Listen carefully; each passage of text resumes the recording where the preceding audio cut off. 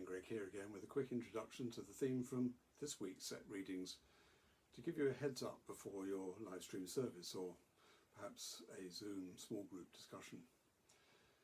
This week we start with Samuel's call at an early age, and that's in 1 Samuel 3. And then the story takes us to John 1:43 where Philip finds Nathanael. And finally, we start to apply it in 1 Corinthians 6:12, where Paul urges his readers to live in a distinct way as those who have new life in him. Jesus does not want to be joined to what is impure and unholy.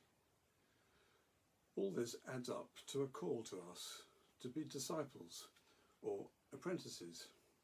Let's say it again.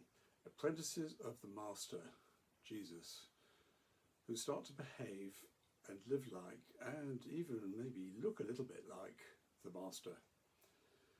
Apprentices years ago would have picked up the mannerisms and habits of our Master as well as the skills that they learned. And it's the same for us and Jesus. Paul makes some assumptions when he writes to Christians in Corinth. He makes the assumptions that they're born again into new life with a real experience of meeting with the Lord. Like those first disciples, they've made choices to leave the old life, and in our case a lot of unsavoury stuff that was going on in Corinth. So he says, live like new people, and like the new temples of the Holy Spirit that you actually are.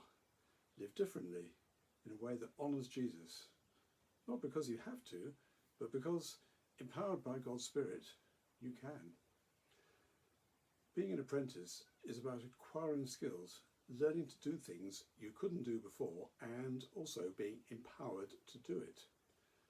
Living as those who belong to Jesus is a skill, and thanks to the Holy Spirit, we are empowered to do it. Thank you so much for listening. See you again next week.